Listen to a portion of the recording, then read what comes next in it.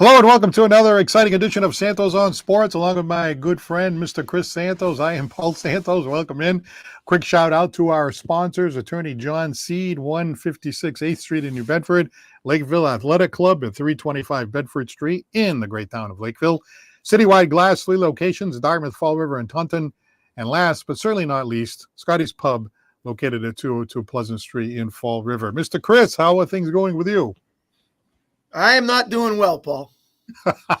Yeah, I know why too. I It's am because not doing well. I don't like what's been going on out in Texas. I don't like the way the Cowboys have started. They are now 1-2 with a must-win already early in Week 4 at New York tomorrow night against the Giants. I do not like our run defense at all. We are getting shredded. It's embarrassing to watch. I know people talk about Dak and, what he's supposed to be doing, getting paid the big bucks. But when you're down 14-0 like this in 2 possessions, now you're chasing. And then obviously there's a lot of hostility along the offensive line with the receivers and everybody gets all worked up. But to me right now, it starts with the defense. I had a great first week. I thought it was going to be something I was looking forward to. But then the next 2 weeks was not a pretty sight for Dallas fans. So bad start there for me. Obviously for you, which leads to our question of the night, Paul. Should the Pats play Drake Maye now, which means Week 4 after being 1-2, beat Cincinnati, and then lost your next 2? So is it the point of should the young man get his chance now and say, this is your turn? Or do you stay with the veteran in Brissett and try to work to get better? Now, I'm going to start off, Paul, and then I'm going to have you come on in. I'm going to say, unless you think he is so ready, I would not play Drake Maye. And unless he's that good to play, and you got to put him in. I put Bryce Young as a perfect example. Struggled with Carolina, benched him, brought in veteran Andy Dalton. Look what they did. I think the Pats' issue is that offensive line. They're getting killed. Brissett don't have time. Maye came in. He doesn't have time. I don't know, Paul, if putting him in right now is the way to go. I don't think so. That's just my opinion. I don't like what I'm seeing from this line. It's not giving time for receivers to get open downfield. And I don't want the kid to get hurt, and I don't want the kid to lose it mentally. If this is somebody who you think has a bright future down the road, and I would stick with Brissett at least half the season and then see what happens. So I'm not pushing buttons yet, only because you went into the season, Paul, knowing that this is not our season. We're kind of rebuilding. If this was something, hey, we're supposed to be a really good team, then I could see. But I'm saying no to the question. I don't think you put Drake Maye in now. I think the thought process goes something like this, right? You put on Monday Night Football the other night, right? And I did. I put Monday Night Football on, 2 games on. Buffalo was blowing out their opponent. Switch over to the Washington Commanders. And I'm kind of half paying attention. I'm like, wait a minute, Washington Commanders. Isn't that kid Jaden Daniels on that team who was picked right before the Patriots? Patriots picked number 3, Washington picked number 2. Jaden Daniels. This is a guy we could have got if we had lost one more game the year before, where a lot of people were saying, hey, maybe if we lost that game, we didn't kick that field goal, we could take it. So I'm looking at this guy, and I'm like, wait a minute. 50 yards in the air, right in the air, touchdown, right? Then there's another guy open in the corner of the end zone. Oh, touchdown. I'm like, wow, this guy looks fantastic. He wants to run for the first down. He runs for the first down. I mean, he's in the pocket. He's stepping up. He's throwing all these bombs all over the place. I was thinking, holy smokes, look at this guy. Well, without going back in history, because there's nothing you can do about your pick. Some people still think Drake Maye's the better guy in the long run because he's built for the game. He's bigger. He's stronger. Maybe he has a higher ceiling. There's a whole argument there. There's a whole analysis there that's beyond my level of expertise. Mm-hmm. But here's the question, right? If he can go in there, and Washington doesn't have that great offensive line either, if he can go in there and make a difference in year 1, maybe our guy can go in there and make a difference in year one. Now, I know he played longer. He's older. He's 24 years old. Heisman Trophy, played a lot more games, played in a tougher division, so on and so on and so on, right? But the thought process is hey, Brissett is really not doing it. I mean, he misses guys wide open. He doesn't have time. He steps back and gets crushed. But the few times he does have a guy open, he misses him. When he missed Hooper in that pass, which really could have changed the game. So that's the thought process. What do you think about that thought process? I mean, if Daniels is in there, why can't Maye go in there? Well, I think they're different styles. I think Daniels is a different quarterback than Maye. He's got more mobility probably than Maye. Maye might be a stronger arm and a stronger player. But I think the way Daniels plays, and I could say the same thing about what's going on with Caleb Williams, who was supposed to be better than Daniels. And he's been struggling a little bit in Chicago, trying to get that offense going too. And so, you take what you get. And as you said, it just happened to fall in the lap for Washington that they got this guy. But they like him enough to say, we got nothing else to back it up. We're going to go with this guy and see how it goes. And they've taken off on it. And maybe he's got a little bit more mobility that he's been able to, scramble inside the pocket, get away from trouble that maybe other quarterbacks can't do. And maybe the offensive line is holding up a little bit better. So there's some different tangibles, for each guy, what has over another. And how your offense is run. What do you have for weapons? All that kind of thing, Paul. So it's kind of that process of, who just gels with who. And right now, he's been the best gel out of all the teams for Washington. So it hasn't worked for Chicago yet. It hasn't worked for, Maye yet because he hasn't really been in there. And the same thing even last year with Bryce Young, who, again, struggled, got benched. Andy Dalton came in and went off and played great, and Carolina wins. You could look at C.J. Stroud right now, nothing, having a couple of tough weeks himself, trying to regroup and get back into it. So, there's a lot more than just say, plug the guy in and see what happens. There's a lot of intangibles that go with it, from receivers to offensive line to game plan to game calling, all that with your coaching staffs. So everything has to work just right. And right now it's working for Daniels and the Commanders. I agree with you. I don't think I would put Drake Maye in right now. I think it's a different situation. Yeah. As I pointed out before, he's a little younger, didn't play as many games, didn't play in as tough a division in college. They say he's a little bit more of a raw prospect. So maybe you work with him a little bit more. And I got to tell you, Brissett does not appear to be that great a quarterback. However, when he takes two steps back and gets crushed, and there are three guys coming in, almost looked like there were three missed assignments. I mean, in a couple of those plays, people just came in and he was leveled before he could even do anything. So yeah, I mean, you're not going to win games like that. And they know that. And, you don't want to hurt something that you just got that you hope will be around for, quite a few years.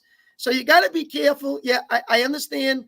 I don't know if it's panic button time right now, Paul. I really don't, only because I think the Patriots need a lot more than just Drake Maye.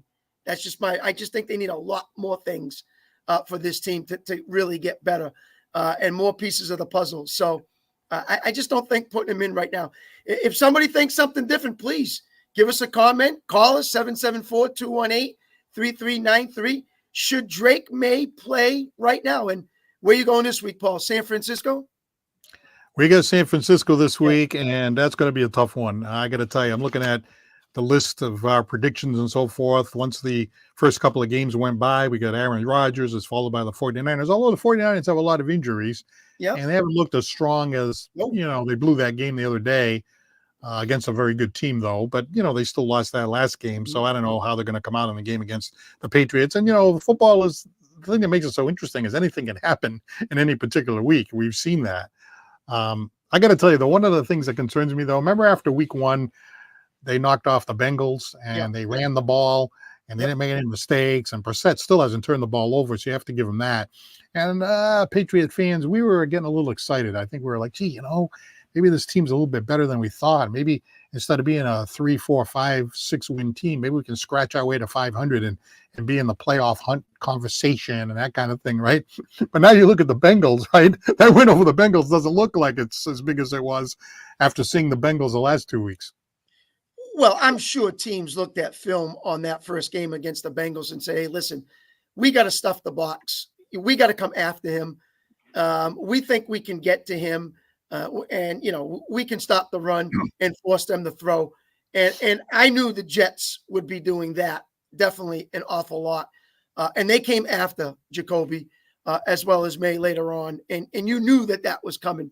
So to pick up the protection, to get some help from the running backs with the blocking as well. There's a lot of schemes, a lot of things that they're going to have to do better with this offensive line to really protect their quarterback and hopefully, give him a chance to at least have time to throw the ball, which he has not, either one of them that's been in the game. Lisa Carrito comments, Brady would suck behind that offensive line. Don't ruin Maye. That's just my opinion, but it's an opinion that's supported by a lot of people, including the expert on the other side of the line over here.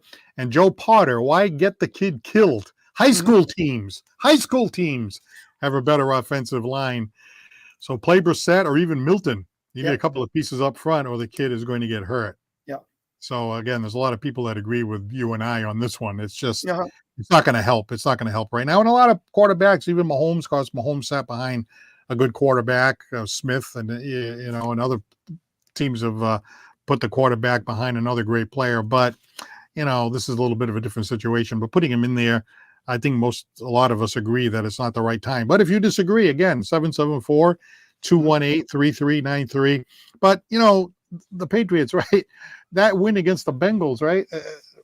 It almost feels like, big deal. The Bengals aren't playing well at all. Bengals stink. So that win doesn't really, when you look back at it now, it doesn't seem as impressive as it did at the time, right?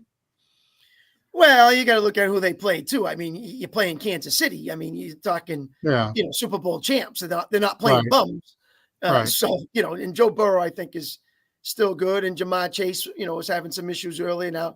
Now he's getting his feet wet again, back playing. So, there's a lot that's been going on with that. They got rid of Mixon, picked up a couple other guys. So, they're trying to find their winning ways too. So, anytime you win in the NFL, a win's a win. And again, you've just said anybody can beat anybody on any given Sunday. And we've seen that for years, and we've talked about it for years. So I'm not going to knock the Pats for winning a ball game, saying that another team is just not that good, because I'm not. They can, you just go out there and you play your best every Sunday and let the chips fall. And for them, week one, they were prepared. They were ready for it. And they got the job done. And Cincinnati has not been able to do that since, a few years, because, Paul, you even predicted that Pats would win this game because since he's a slow starter. And once again, they were. So, and I'm not blaming New England on this one. And I'm not, I can't blame Cincinnati. It's just New England went in there, was a better team for that week. And take a look at Seattle, right? Seattle is 3-0. And the Patriots are one field goal away from winning that game. They really should have won that game. So you look at that, you're like, gee, the Patriots are hanging with that team. I mean, maybe Seattle will fizzle. You don't know. It's only 3-0 now. And you can start out 3-0 and end up, 6-11. Who knows? But I'm just saying, I mean, Seattle's playing good ball, and the Patriots almost beat them. Yeah, I mean, they could be 2-1. There's no doubt about it. They were just outplayed and just got beat up by the Jets. There's no doubt about that one. But the game before, yeah, absolutely, they had their chances, and they made some tough decisions, and they lose the game, but easily could be 2-1 going out west to San Fran, which is obviously not, a tough place to play, number one. But a young quarterback can make mistakes in Brock Purdy. CMC is still not playing, so McCaffrey being out. Ayuk had some issues. He's trying to get back into it. Samuel, he was banged up too. So there's a lot going on in San Fran, and they haven't played their best by far either. So I'm not saying New England's going to go out there and take them. But, again, any Sunday with injuries and teams, lacking some confidence, you never know what can happen. What do you think the problem was in that Jets game? Because, I figured, okay, this could be a tough game. If Aaron Rodgers is Aaron Rodgers, he is 40 years old. they didn't look that great against San Francisco. But again, that was a good team they played. And so I'm kind of sizing up, Aaron Rodgers. I forgot that he was 40. I thought he was like 37, 38. No, he's 40 years old. He's out there. I mean, Brady played till 45, but Brady's in a class by himself. But Aaron Rodgers is out there, and I'm like, wow, he looks like the old Aaron Rodgers of his prime. I mean, he just looked fantastic. And you could tell, right? You could tell to me the first 5 minutes of that game, the Patriots were like 1 yard, another 2 yards, grind it out, punt, And then even though the Jets didn't score in their first possession, they were coming down the field 10 yards, 15 yards, 8 yards, 9 yards, eventually ran out of gas, got the second possession, and then went right down the field and scored. And every time the Patriots got the ball, it was like pulling teeth, just trying to get down the field. They started throwing the ball maybe a little bit more than they had in the past. Maybe the game plan was to catch them off guard. Maybe they're thinking we're going to run, so we're going to try to do something else. It just didn't seem to work. What was the problem? Could you tell what the problem was that the Patriots were having on the field that night? Oh, well, there's no doubt it's all offensive right now for them to even get the ball 10 yards down the field. You can get, even when I watched the Eagles game the other day, them and the Saints battling back and forth and no offense could really get going. And all of a sudden, Saquon Barkley, one play and he's gone for like 80 yards. So, the Patriots can kind of look for that every now and then to say, hey, if I get that one play, that's all we need, a little bit of that spark and that one play to get us going. They can't even get that because there's no holes opening up. There's no protection to get the long and the deep ball. And the Jets figured it out to say, hey, we're going to rush two linebackers. We're going to go full out blitz. We're going to go man to man. We're going to do all kinds of things and get the schemes the way they want it. But for the Patriots, it's all offense. How many points did the Jets score? How many points did the Jets score, Paul? Yeah, I forgot what the final score was already. So think about that. It's not like they lit them up for 40 points. Well, but they were moving the ball fairly easy. They were, but not. But normally that you're going to get that when you have more possessions because your team's going 3 and out, 3 and out, 3 and out. You're going to start to wear down finally because your defense is out there a lot more, which, that's the strength of their team. And so they got to find a way to pick up that offense. That was pretty much the whole problem. Both teams had the same issue, the Thursday night game after you played Sunday. Mm-hmm. So you could say, well, they had the same amount of time to prepare as we did. But, right. You have a younger team, you have a young coaching staff. Maybe they didn't have enough time to figure things out in those short amount of days. I don't know. It almost looked like they were unprepared. And the games before, they were leaving it all on the field, And this game right here would almost look like, once they got a few possessions into the game and you see where it was going, I'm not going to say they quit, but I don't know, they seemed to lose their mojo at some point during that game. Yeah, and again, as I said earlier, I think they're looking for some spark. They need someone to step up to make some kind of a big play, a big run. Something's got to come their way, and there was just nothing going on. Trying to dink and dunk. And when you don't have a lot of time, to really step back, and then you're getting hit from everywhere, from which side you turn around, you're just getting popped, taking sacks. And so when that happens, there's just no momentum. You get depleted, and it just really struggles as a unit, and you just can't find any mojo. Now, Lisa says Mayo looked confused. Do you think maybe a little bit of the deer in the headlights there for Mayo? About being, a short week and all that preparation. Well, it's his first time doing it. That's a possibility. But they're professionals. I would expect them to be ready for the game going into it. But when it starts and gets going, the better team showed up, and it was the Jets. All right. What do you think about the question of the day? Should the Patriots put Drake Maye in there? A lot of people are saying that they should. Chris and I don't think so. Lisa doesn't think so. A lot of the people that are commenting here, Joe Potter doesn't think so. Is there anybody that thinks so? Or do you agree with us? Are you? What are the talk shows saying, Paul? Have you been listening to the talk shows? Yeah, it's sort of like a mix. Some people are saying, hey, you just put him in there. What are you waiting for? Yep. Jacoby Brissett is not that good. He's always been mediocre. He's a journeyman. Why not give the kid a chance? Even if the Patriots lose the game, at least the kid will be learning as he goes. He's not going to learn a lot standing on the sidelines, is what some people will say. But then again, you hear like a Tom Brady and some other people like yourself, and we don't want to put him in there too early either. You don't want to ruin him and hurt him. Mm-hmm. And again, this offensive line is just so bad. There's no weapons out there really to deal with. I mean, got a couple of young guys coming up like Polk and Of course, Pop Douglas got a little more involved in this last game. Both tight ends are very good. So I don't know. Maybe you can scheme it up. There's another thing, too. There's another theory that goes with Alex Van Pelt that maybe, his style, that West Coast offense doesn't really fit Drake Maye. So now they're trying to figure out, well, how are they going to implement that kind of an offense with this particular player? Because maybe it doesn't fit Brissett, and maybe it does fit Drake Maye. You could look at it that way too, because right. Supposedly Maye can move. He's got a strong arm. Could be more of a gunslinger than Brissett. Brissett's more of that mediocre in between kind of quarterback. So who knows? So that's why maybe they're saying give the kid a chance. Just tough to say. I just say no.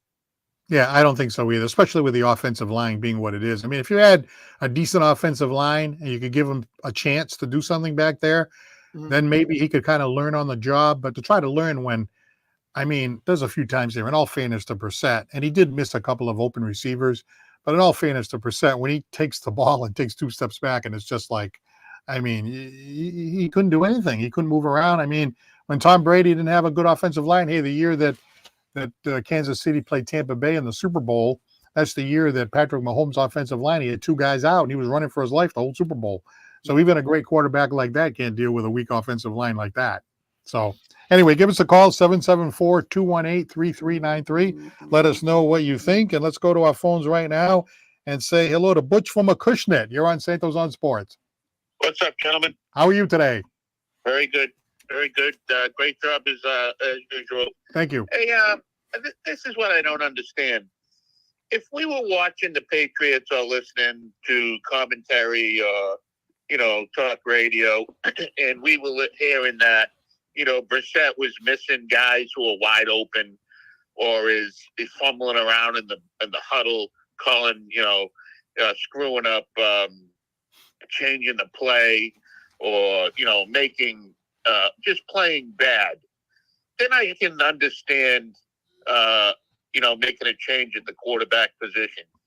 But when the Patriots quarterback's getting sacked 7 times with limited protection, and I don't know, again, I'm a Monday morning coach, right? A manager, right? We sit on the couch and is that, is he getting sacked 7 times because he's holding on to the ball too long? Or is it because we don't have an offensive line, I just don't hear enough legitimate complaints about Brissett that thinks that this kid, right out of college, is going to come in and play better or make the outcome different, I guess I should say. I don't get it. I just don't understand where people are saying, put him in. I just don't understand the experiment.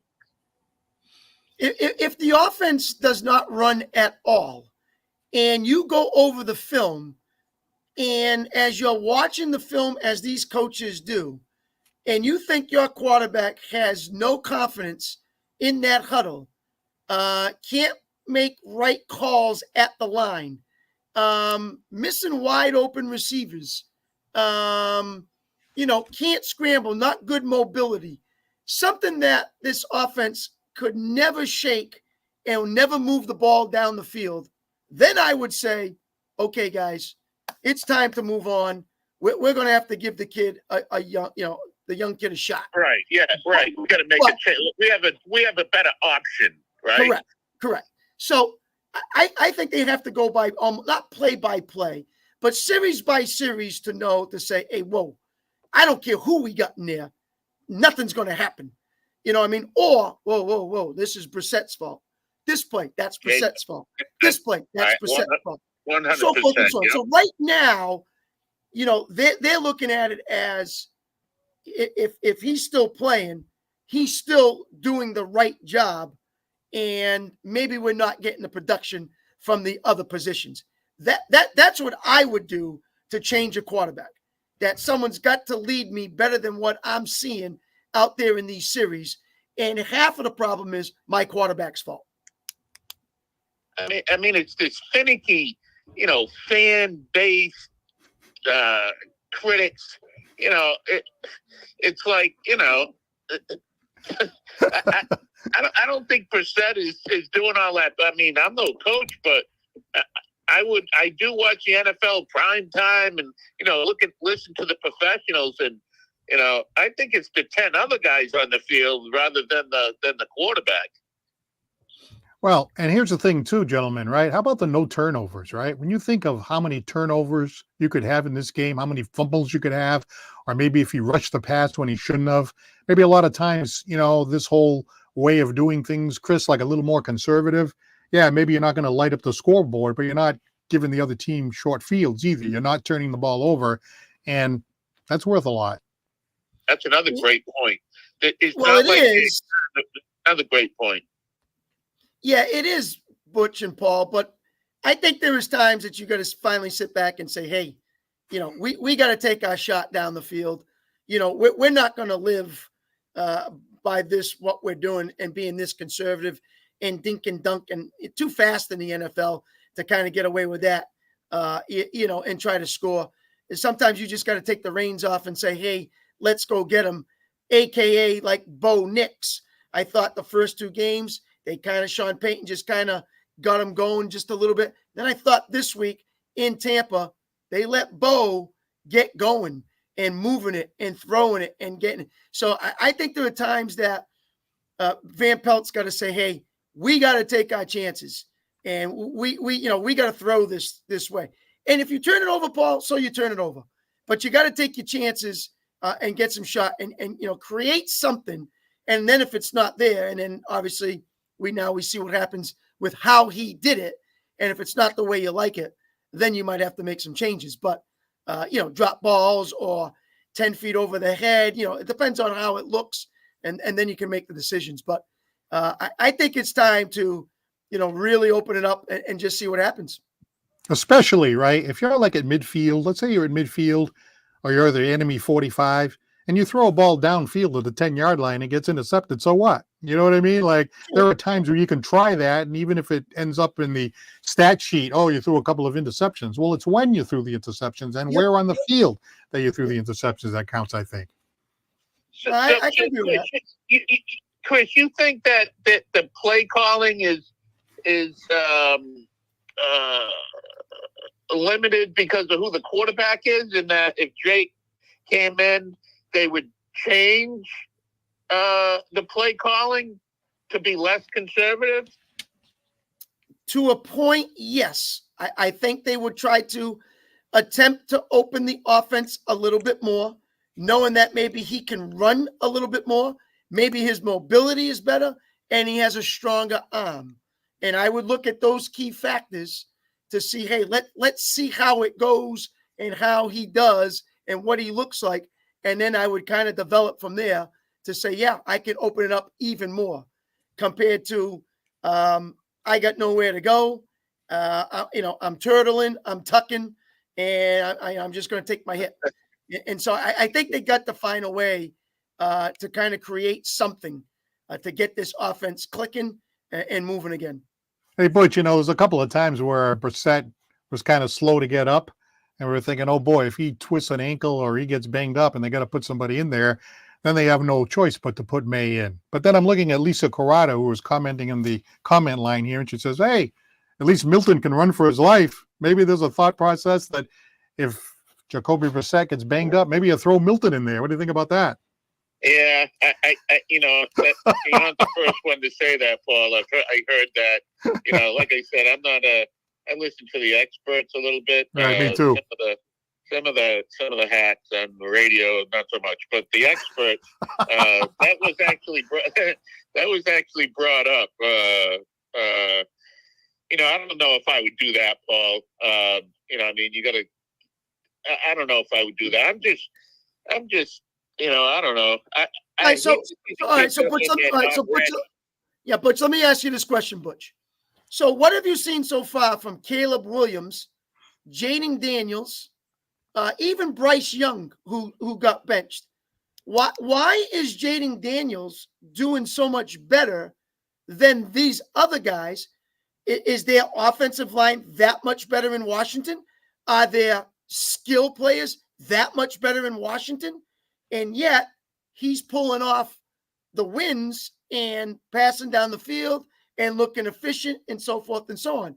So what do you, and compared to Caleb Williams, who, like Derek Richards said in the chat, who's been getting wrecked, and he's right. He's been taking some big shots, and he's blaming, even Caleb's blaming his defense more than his offense. So that was, I found that interesting. But what have you seen from Daniels that has been better than the other guys and the success in Washington right now?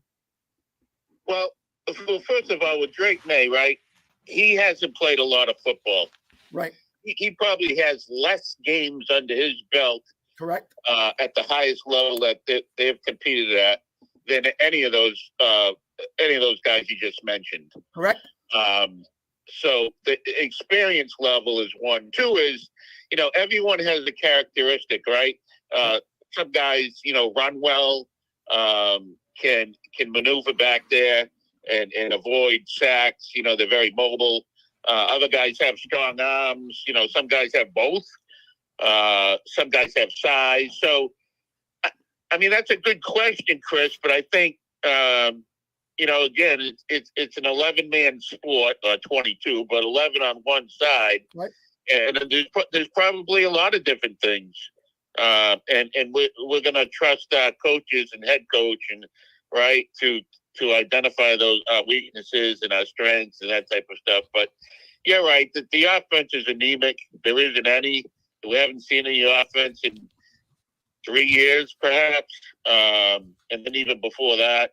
So, I just don't like throwing away the future because, the offense is anemic and we got to do something I don't want them to do something just to do something, I guess I'm saying. Right. Let me ask you a question, Butch, right? I'm watching that Monday Night Football game the other day, and I see the Commanders there.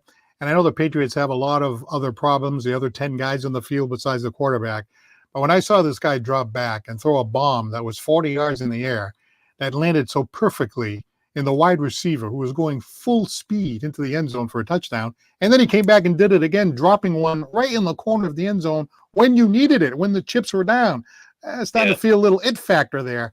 And the first thing I thought of as a Patriots fan was, oh, my God, we got the wrong guy.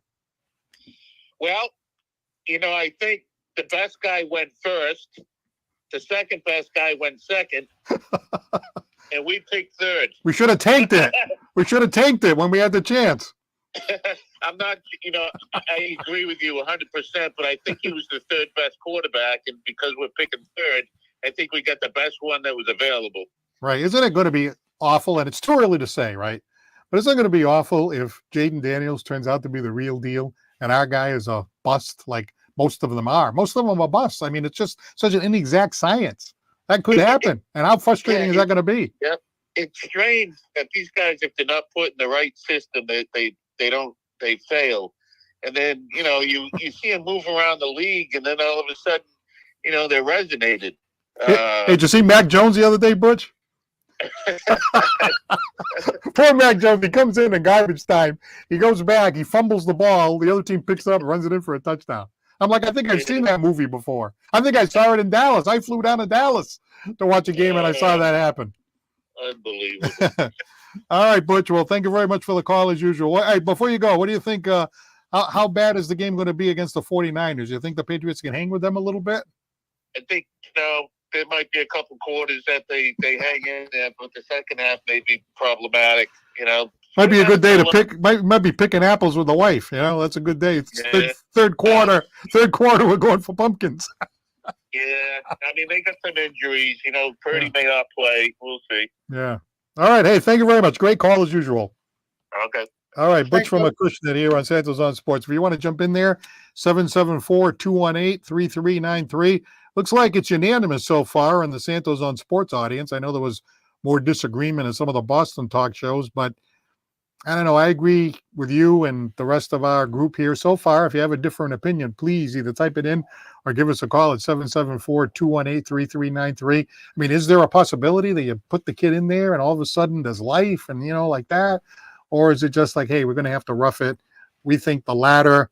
What do you think? You have a different opinion? Let us know. Now, while we're on the subject of football, I want to circle back to the Dallas Cowboys because when we first came on the air, Chris came on a little, he was a little grumpy there. He's usually Was. happy-go-lucky kind of a guy.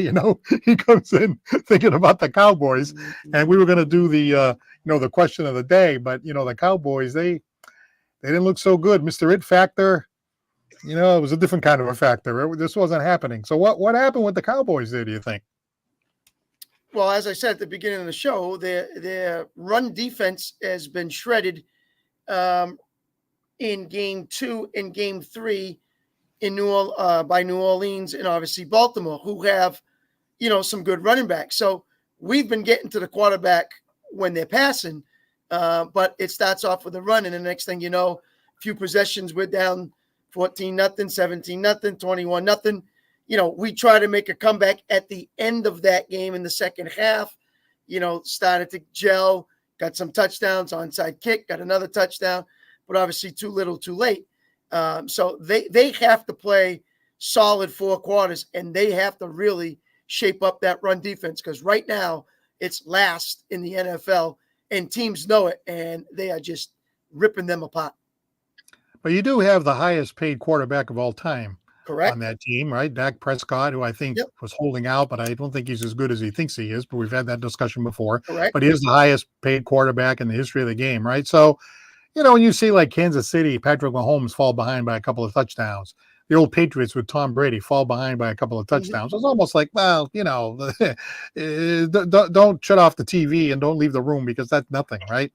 So the fact that Dallas falls behind by a couple, why is that such a big deal? Why can't he lead the team back? Well, I mean, he did in Baltimore, and if they had another possession, I still think he would have done pretty good. Baltimore found a way. Close. Yeah, they did. When Baltimore found a way to kill the clock, and they got a first down when they needed it. So, with them Patriots teams and them Chiefs teams, you also need help on the other side of the ball, so your guy gets the ball back. Don't forget that, Paul. Right. And, the Patriots used to play good D to give Brady the ball back, as well as KC to give Mahomes another shot. And, Dallas needed that. They didn't get it, and they used Derrick Henry in the run to get the first downs, 2 of them, on that last possession. If we would have stopped them, we would have got the ball back. Then I would have seen what he could have done. But we never got to that. We never saw it. And the next thing you know, it was already over. The game before against New Orleans, they were so far ahead, it didn't matter for him to come back. We would never had enough possessions. Every time they got the ball, they scored. So that's how bad that was. Yeah, I'm watching that game, and I'm seeing the Cowboys lose the game, and I'm thinking, boy, Chris Santos is not having a good moment right now. That's the first thing I thought of. Then the second thing I thought of was there's a lot of Cowboys fans around this area, right? They're just, America's team and blah, blah, blah, something. And all these Cowboy fans are a little irritated. And speaking of Cowboy fans, there's a Cowboy fan on the line right now. We say good evening to Ryan from Ryan from Rochester. Good evening.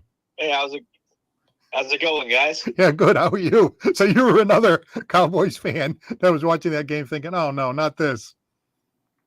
Yep. Of course. They're like, oh, boy, here we go again? Calories, yeah. Yep, here we go again, because it happens all the time. You get down, like, this time it was like 28-6 or whatever it was. You get down big. Then Dak decides to come on in the fourth quarter, and then it's like, hey, look, it made it interesting. Yeah, when you do realize you were down 28-6. Like you really didn't do all that much. So empty calories there, especially because they couldn't even get a stop on that third down. Hey, you guys are looking up at the Commanders. Oh yeah, at the moment. That's how you know the NFC East is just a weird division when you got the Commanders who just picked number 2 overall. They're number 1 division right now. We'll see how long that lasts, though. Hey, before we get to the question of the day, we're on the subject of that division. What'd you think of Jaden Daniels the other night, Monday Night Football? Were you thinking, oh my God, we got the wrong guy? Because that's what I was thinking. Well, that's still to be determined. We could once Drake actually gets it in there, whether it's this year or whether it's next year. The thing is, we don't know, and unfortunately, that entirely falls on Bill. We'll never truly know because of course because Bill won those useless games last year. They picked 2 and we picked 3, so we're not going to know who's the better of the 2 until Drake gets in there. But I was super impressed with them. I was like I know that Cincinnati's been on kind of a downward spiral, especially defensively. But you talk about that pass, corner blitz right in his face, and he just freaking launches I think it only ended up being like 27 yards, give or take, but as good of a teardrop as you'll ever see. I was super impressed. They got something there. Yeah, and I don't think that can really be luck. You might say, well, he had a lucky day and he just dropped it in there a couple of times. I don't know, maybe, but it takes a little bit of talent to drop it in there. And then the one before that was in the air for 40 yards. I mean, that was a beautiful pass. I mean, that was an ESPN highlight reel pass. And I guess it's because we haven't seen a Patriot quarterback throw one of those for like 5 years since before the pandemic. That's why I was so jealous about it. I'm like, look at this ball. The ball's actually in the air for 40 yards. I haven't seen this. I haven't seen this since 2019, for God's sakes. Spoiled. Yeah, he's spoiled. Hey, Ryan, Ryan, listen, Ryan. Remember what he said. He said, you guys are looking up to the Commanders. He could have said, you got the same record as the Patriots. Yeah. I'm looking up at Buffalo. We're looking up at the Jets. We're looking up at everybody. Yeah, we got the same record as the Patriots. I was waiting for that one. He hasn't said it yet, so I thought I'd throw it out there before he did. So Ryan, let's get to the question, Ryan. Do you play May now? Do you wait a couple of weeks? Do you wait 5 more games, 3 more games? Let the season end out. What would you do if you're the Patriots with Drake May? I let the season end out altogether. Like personally, I made it abundantly clear. I don't want him seeing a snap this season just because of how much of a disarray the team is in. At most, I'll give it something similar to and again, I know it's apples to oranges because the Chiefs made the playoffs with Alex Smith years ago. But at most, I would give him maybe the last couple of weeks, give or take, just to kind of get his feet wet. But I'm not putting him in there for an extended period of time, especially considering that the left tackle is still a cluster, because the 3rd round pick, Caden Wallace, he got his chance to get in there, and he was probably one of the worst players on the field at that point in time. So City So is coming back, so I guess you'll get some stability at left guard there. But just the left tackle situation alone, and just the fact that this line has just been so bad adjusting to the brand new system, it's just. You talk about Jaden Daniels. He's. I shouldn't say he's lucky, but he has the luxury. I should say that's probably a better word of having guys like Terry McLaurin, Zach Ertz, who's always been good. Guys like that on his squad. Noah Brown almost had a touchdown pass. The former Cowboy, he almost had a touchdown catch. So just supporting cast in general, their offensive line is probably maybe slightly better than the Patriots, if anything, but just in totality, just because of how bad the offensive roster is, I don't want him in there for any extended period of time.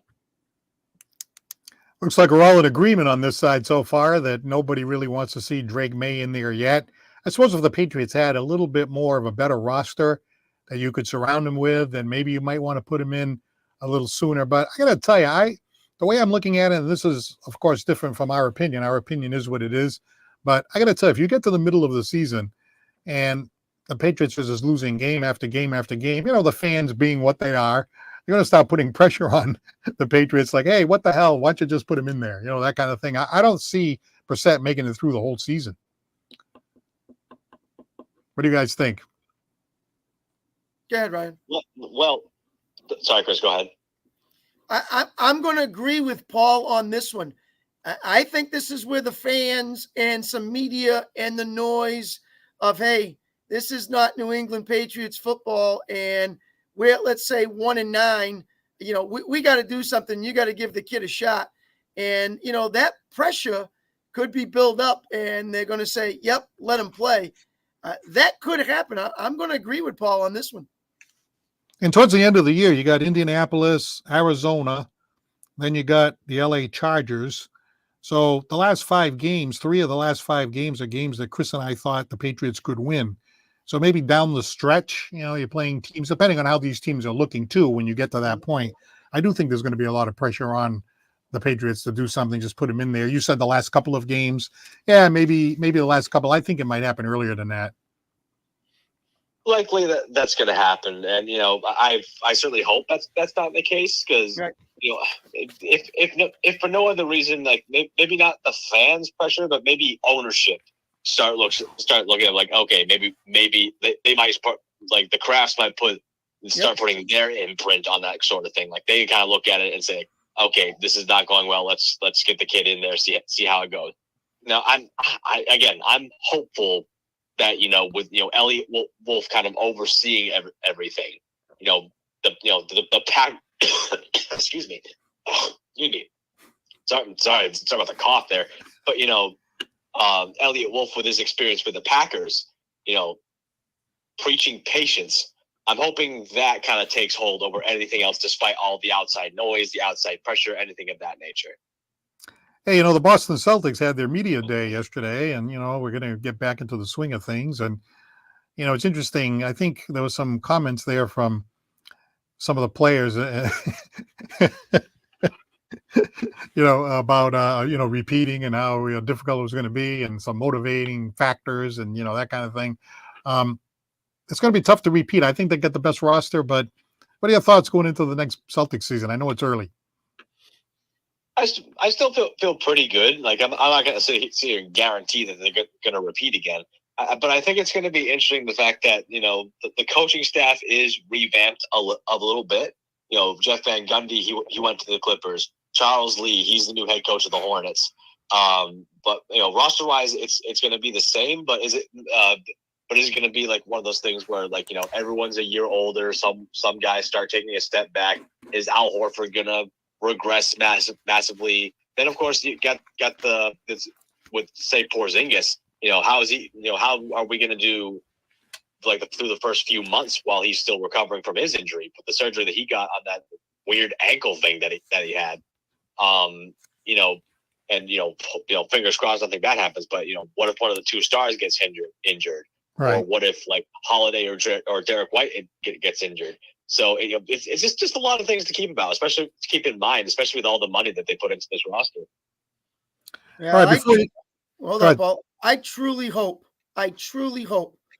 that this offseason that Jaylen Brown and Jason Tatum take into heart what the media has said about them, the hype about the Olympics that did not get to play, and I hope they come out, both of them, and play outstanding basketball together, individually, I don't care how, and show the media and the fans how wrong they were, and that these two guys are talented players and can repeat. So I really hope it goes in that direction.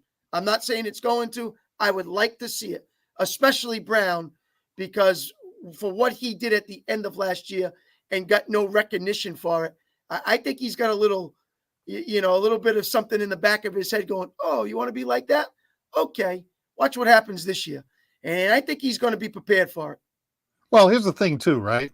Tatum, right? He comes out and he says he wants to win the MVP of the league, right? Okay, I don't want to hear that.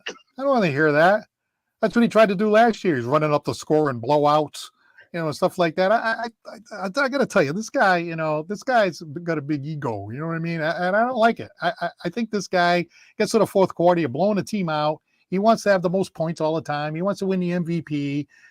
He's lucky that Brown was there to win not only the MVP in the finals, the MVP in the semifinals. He needed a guy to bail him out not once but twice. So this guy is just a little too much. I think, Ryan. I mean, I can see that in some regard, but I guess it depends on what MVP you're talking about. Like if you're talking like regular season MVP, like that's useless to us. Like what good does that do? I will say, you talk about like Chris, you talk about wanting hoping that a fire is lit under both of them. In a way, you could look at Jason Tatum could look at this and say, okay. Sure. I was well in the race for not only Eastern Conference Finals MVP, but Finals MVP as well.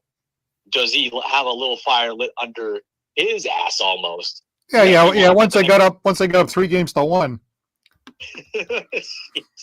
Oh boy! But, get ready. This is just the beginning. Oh yeah. The next accomplishment, okay. Not only do I want to win another one, I want these awards too. Yeah, maybe they'll actually play somebody in the playoffs this time too. Listen, I have no listen, and Ryan will tell you the same thing. I have no problem with someone setting goals. If you got a goal and you want to, and you're setting it and you're going for it, I have no problem with that. Now, at the same time, if he would have said, "Hey, I'd like to be MVP of the league and once again be a world champion," I would have been great with that, knowing that, hey, this is my accomplishment. Now, if you're looking at it as all I want to do is be the MVP of the league and nothing else, then I get it. So I don't know if Tatum is like that. I'm hoping he's not. But at the same time, I have no problem setting goals, and he sets it high. That's fine. And for Paul, he just wants him to work on his 3-point shot at the end of the games and win some big games and be the it factor. So hopefully he'll be doing that in the offseason as well and keep it going. Let me ask you a question, right? Suppose Jaylen Brown said, "Hey, you know what? I didn't get picked for the, the Olympic team and all that. Yep. I want to go out there and win the MVP of the regular season." Great goal. All right, so he can't win it and Tatum win it. So in other words, if it's the fourth quarter and you're blowing the team out and they both got 20 points, one guy wants to get 35 points. So now they're playing off of each other, which they've done before. People can say they haven't done that. They have done that before. One guy's trying to keep the ball. Tatum's trying to run up the score at the end there. They do it all the time. So I think the observation would be different if Brown had said it. They'd be like, "What do you mean? You're going to be the MVP? So that means you got to score more points than Tatum." Tatum's not going to like that. He's not. In fact, he's not going to let you do that. I don't look at it that way. I just think they're professional. I don't see it like you see it, Paul. I know you don't. I don't think it's that way. I think there's a lot more ego stuff going on than you think.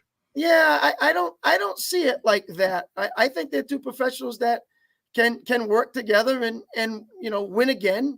I hope you're right. And when one guy's playing well, they know that guy's playing well, and he shows up and does what he does. And when he's playing bad, the other guy lifts him up, and they go back and forth. That's what you would like to see, and I'm hoping they feel that way. But if it's egomania, I think we would see a lot more of that in a lot more different circumstances. So I don't know. For me, I don't see it like that. But what about you, Ryan? Do you have any thoughts on that? Yeah, I don't think that in terms of egotistically, they're like.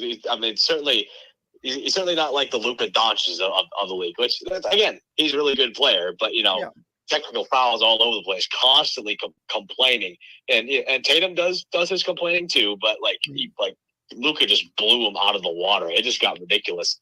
And talk about like just wanting to win like a league MVP. Like you look at a guy like James Harden, that's a guy who just cared about stat padding and winning MVPs, right. And the guy's never won a championship because he just does not care enough to win one. Mm-hmm. So I don't think it's quite that bad. Of course you're going to have some sort of ego with every player, especially when they're making the amounts of money that they're making now. Like they're making $300 a piece now, but I don't think it's quite as big as some of the other divas in the league. All right, real quick, Ryan, do the Patriots have any chance at all against the 49ers? Can they keep it close? Can they make a game of it? Maybe they can make a game of it just because of the defense. Because I got to say, with like these past couple of weeks without McCaffrey in there, I didn't think I didn't think they were going to lose to the Rams this week because they got smoked by Arizona the week before. Mm-hmm. Then they pretty much got smoked by the Vikings. So maybe they can keep it close. But again, I just think because at the moment, the better coaching and the more talent, especially in the offensive line, because Trent Williams is the greatest left tackle that personally I've ever seen. Like again, I know there's better tackles of all time, but for what I've seen live, Trent Williams is the best tackle I've ever seen. But I think because of the system that Shanahan runs, the talent, and again, like Nick Bosa is just going to tee off on whoever's playing left tackle. So I don't see it.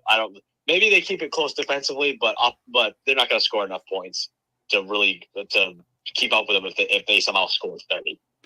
All right, Ryan, thank you very much for your usual excellent call. And hey, maybe there'll be an upset. You never know. Yeah, fingers crossed. You never know. Thanks for having me on again, guys. All right, thanks. Hey, Ryan, thank you very much for calling Santos on Sports.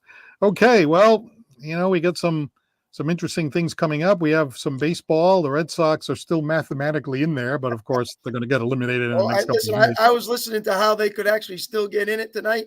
Yeah. Kansas City would have to lose 7 in a row. The Twins would have to lose 6. the way the guy was talking, I'm like, seriously, guy, you're going to bring that out right now? Yeah, So, the thing that's unfortunate, right? You look back, right? I can just think of 4, 5, 6 games off the top of my head that the Red Sox blew in the last easily. 5 or 6 weeks easily. Like I would put the game on, they blow the game. Then I put on next night, they blow the game. Well, Then the stop putting following the week, game on. yeah, right, exactly. Stop putting All the right, game on. you know what I do? I put the thing on. Again, I sometimes I watch the whole game, but sometimes we're busy doing stuff. Yeah. And now the games are faster with the pitch clock and everything. So I put the game on. It's like the 6th, 7th inning. I'm like, oh, the Sox are up 4-2. Geez, they're great. Bing, bang, bang, 7. They're behind 7-4. Okay.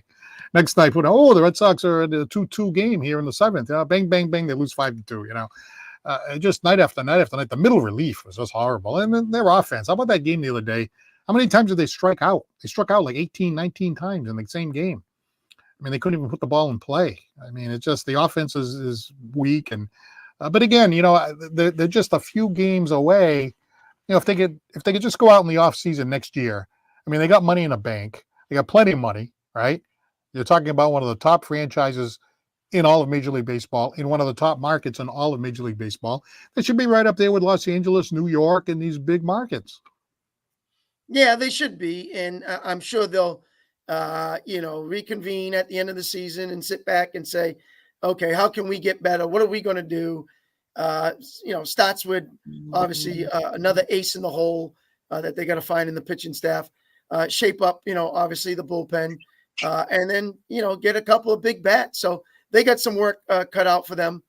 Look where the Yankees are, won the division, getting ready to, for October to get their situation. The Orioles clinched the wild card, so they're waiting to see where that goes from there.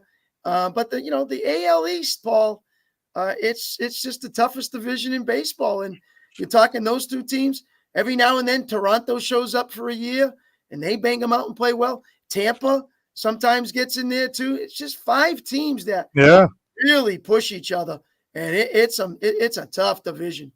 All right, we're going to try to sneak one more call in there, and we say Ben is in Dartmouth. Hey, Ben. What's going on, Paul? Chris, how you guys doing? What's going on? How you doing? Nothing much.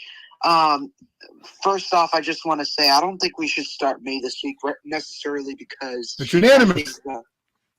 Sorry? I said it's unanimous. Everybody seems to agree. Yeah.